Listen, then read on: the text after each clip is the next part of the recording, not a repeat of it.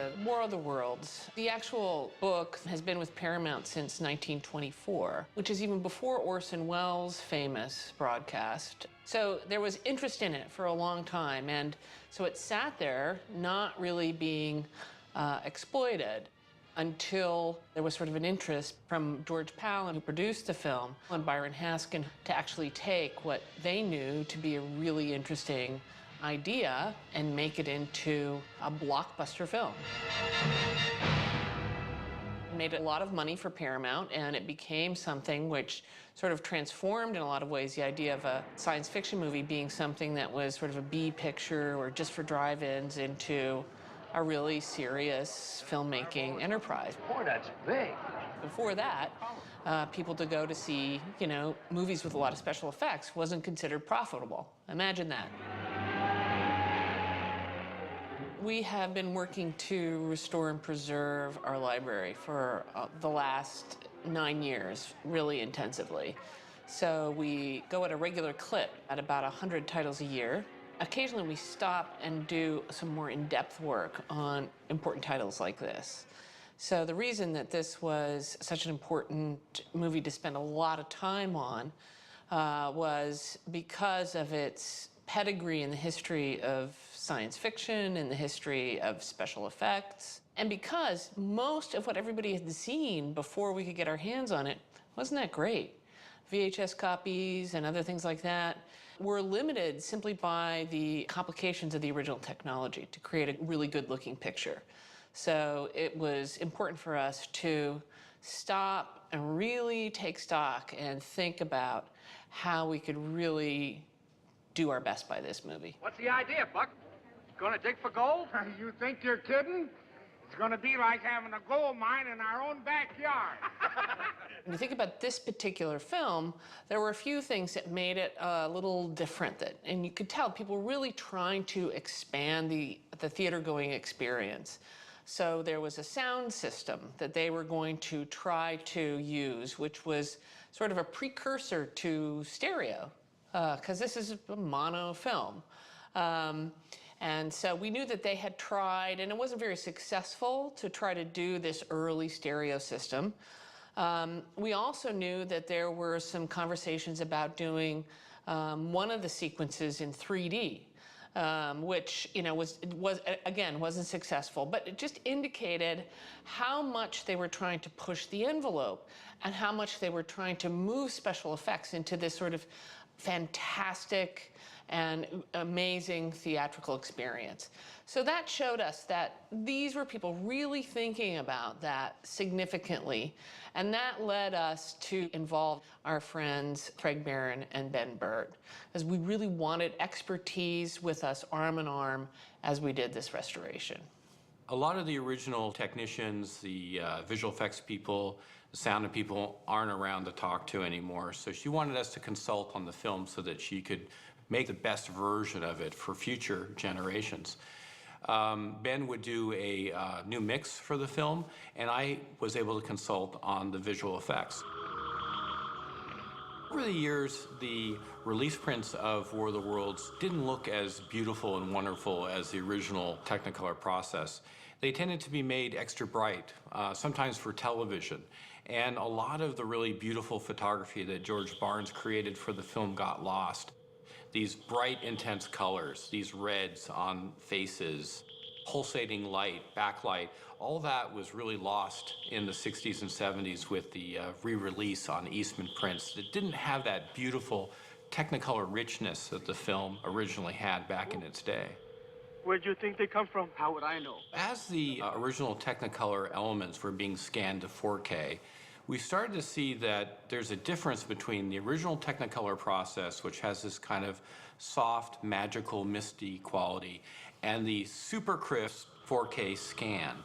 What was happening was that the miniatures, the Martian war machines that were suspended by piano wires, were becoming very visible. We could see the wires really, really well. The image was resolving at a level of resolution that was far beyond what the original Technicolor process provided. So we discussed the idea of pushing back the wires to make them a little less visible. We researched how the film looked to audiences back in the 1950s by finding an original Technicolor print from 1953. It was made at that time, which means there's more of a potential that the director and the cinematographer and the producers actually saw that print and approved that print. So that's a way of saying that was their vision. We screened it, and when you looked very carefully, we learned a lot about how the visuals looked in the theater. First of all, the sequences were much darker and much more beautiful. They had much more bright colors, and the wires were hardly visible. In fact, if you knew exactly where to look, you could kind of see the wires, but for the most part, you didn't. So the idea was, as we made this new restoration, was to preserve the intent of the filmmakers so that their work still looked good. There are some shots that, by today's standards, you might like to go in and change and make better, but we didn't do that. We felt that that was not the right thing to do. There's some shots that look a little soft in the film, and it kind of suggests, well, do you go in and correct that? Maybe they didn't have the time to reshoot it, or maybe they didn't have the budget to correct it. But I think the idea was to be very conservative about the changes that you make, because you're essentially making the new definitive copy of the film that people will see from now on into the future. So you have to be very careful about the decisions that you make.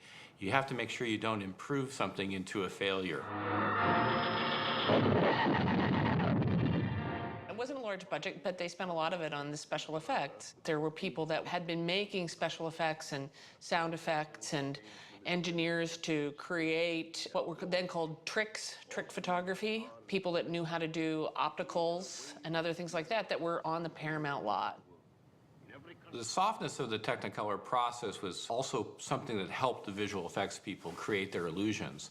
And as we transition into digital, we just have to make sure that we don't reveal too much of what was going on.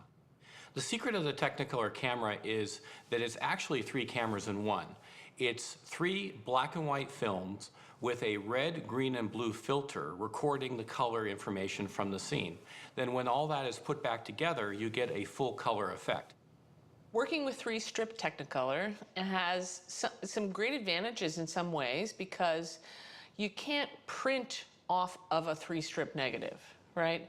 So if you work in a regular restoration on a, and you have an original negative, what has happened over the years is sometimes people will print off of that original negative and damage it. So one thing about, separate strips is you have to make an intermediate element before you do anything else if you're in a photochemical world. So that means that those negatives are usually in pretty good condition. So that's one good advantage of it. The challenge with 3 strips and why in the past copies of War of the Worlds haven't been that good is making that intermediate element, unless you were at the Technicolor facility at that particular moment of time, can be difficult a little bit later on. So matching the records so they are actually coming together in a right way. And in this particular situation, the number of opticals that were made because of the special effects that were photographed, because that's how opticals are, onto those 3 strips, also presented our other challenge. Fortunately, we're at this moment of time where the tools for digital restoration are just so fantastic. And that's in part due to the fact that the tools for special effects keep getting better and better. And they do actually sort of come together and help restoration. When the opticals are in a scene that has been recombined, there can be some fringing around from the edges of the things that were optically photographed. And this is just sort of an artifacting that happens naturally when you do that. So it was special effect tools that we used to reduce that fringing and help paint out the wires and do it well that we added to honor that original look that we saw on that original IB Tech print.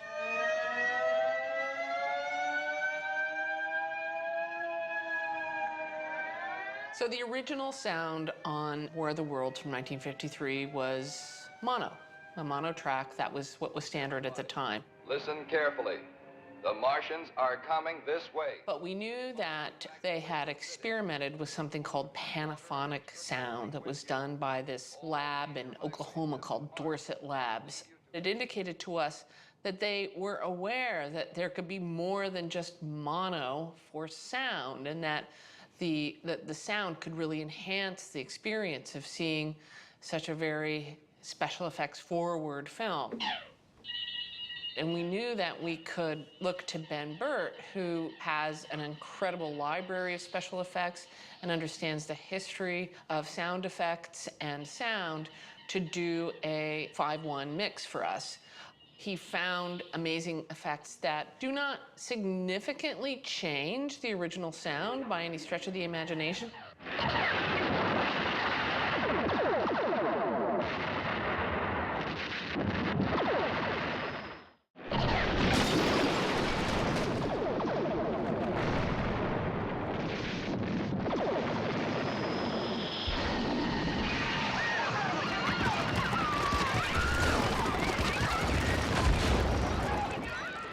There was a big discussion at the time the film came out of releasing the film in stereo. And this was something brand new in 1953, you know, with the advent of widescreen cinema and other processes, Cinerama coming in. There were a few movies coming out in stereo, which would surround the audience with sound. The sound department at Paramount wanted to do this with War of the Worlds, taking certain scenes in the movie, battle scenes or when they're fighting with the war machines, and they would have a special track that would play all around in the theater it was actually the same signal that was up front that everybody was getting, but it would suddenly get fed to speakers all around the room and surround the audience with a larger magnitude, and it would have impact with the audio. Only a few venues showed it in stereo in its day. You can see some pictures of theater marquees at the time saying that the film is stereophonic. From a strictly engineering standpoint, it wasn't stereophonic, but it was an enveloping soundtrack, and it was played at a higher volume level to give added impact. So Ben didn't have a lot to work with. He didn't have, today when we make movies, we have multiple tracks. We have dialogue tracks, you know, effects tracks, music tracks, and they're all 5.1 or even Atmos. Then things just got mixed down. We're doing all right. You know, I almost forgot what I ate last. What had survived from the original film was just a single monaural track, which was a composite of music, sound effects, and dialogue, and it was a little beat up. I haven't any family. I come from a big one. There's 9 of us, all in Minnesota, except me. They gave me a good transfer of that original surviving track, and from that, I cleaned up the noise in it. I cut out the flaws where they occurred, and then I proceeded to expand it to make it a stereo movie by today's standards, to expand the sound so it would go all the way across the screen from left to right in stereo, and also around the room. It's called a 5.1 mix, which is the way films are today. And to do that, I had a collection of the original sound effects by themselves from the film, so I was able to use the correct ray blasts or saucer sounds or weapon sounds from the military that are in the film, and fill out the soundtrack so it now surrounds you, but it's done with the authentic material that was originally there. So it didn't impose upon it new modern recordings. And we're able to also create more high frequencies and more low frequencies. The subwoofer that you might hear for explosions and rumble, like the A-bomb in the film, can be all that much bigger now. The dramatic impact of the original film depended a lot on the sound effects in the movie, because the war machines and the Martians themselves was something that had never been in the movies before. So the sound department just couldn't go to a library like they might go to for a dog bark or a thunderstorm or something that they've recorded before. They had to invent new sounds for this movie. So they went to work spending a lot of time experimenting with sound. In recreating the sound for this new restoration, I tried to continue that kind of research. We were able to take recordings that were done at the time and embellish them a bit. There's ways you can make something appear to be stereo. You can split up through filters the sound and then put part of it in one speaker and part somewhere else and create a spatial sensation with it. These are typical sound tricks that you might do to create a sound field that's around the audience.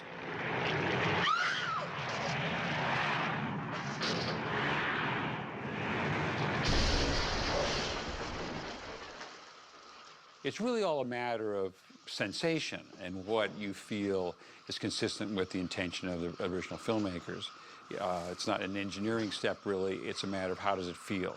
This is a film which wants to be big in certain moments, to jump out at you. There's moments of fright where something suddenly appears.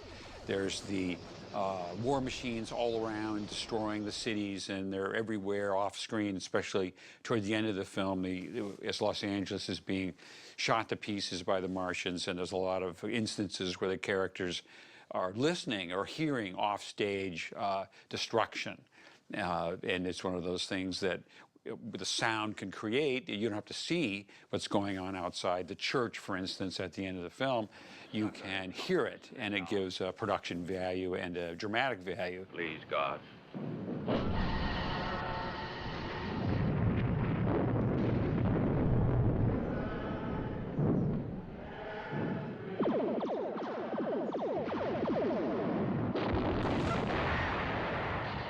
So one of the interesting things about using War of the Worlds as an interpretation for a movie is it's about invasion. In both 1953 and 2005, two films made by Paramount using War of the Worlds, they're reacting to specific sort of invasions that are happening at that time in history. In 2005, 9/11 had happened not too far ago, and Spielberg actually talks about that was one of the things he considered when making the movie. 1953, we're smack dab in the middle of the Cold War. It's post-World War II, so the Martians can be nuclear Armageddon. They can be a communist threat. And what's interesting to me is once you sort of look at that, that time period, it's hard not to look even deeper as you're working on the movie about little aspects of the movie that sort of sit in that very specific historical time period. He knows all about meteors. You seem to know all about him. Well, I did a thesis on modern scientists. One of them that's interesting for me, because I'm always interested in the history of women and women representation, is, the character who's actually getting her master's in library science, and then she also ends up bringing coffee later on. She's can only go so far in 1953. And in fact, that's an era post-war where women had actually been at work, and then after the men came home, we're seriously being told, please go back home. And so domestic science and home economics courses were what many women majored in college at that moment. So it makes sense within its context, and to me that's interesting. You never know where you're going to wind up when you go to a square dance, do you? Runner, where's the runner? And the other thing about, sort of this moment in history is Albert Nozaki, whose creative design of the warship is so iconic and contributed so greatly to the overall movie. And Albert Nozaki, of course, was interned as a Japanese American just a few years before. And before he was interned, actually was involved in a neighborhood watch in his own neighborhood in Los Angeles that helped because the Japanese American community was under threat by people who would just roam and beat people up.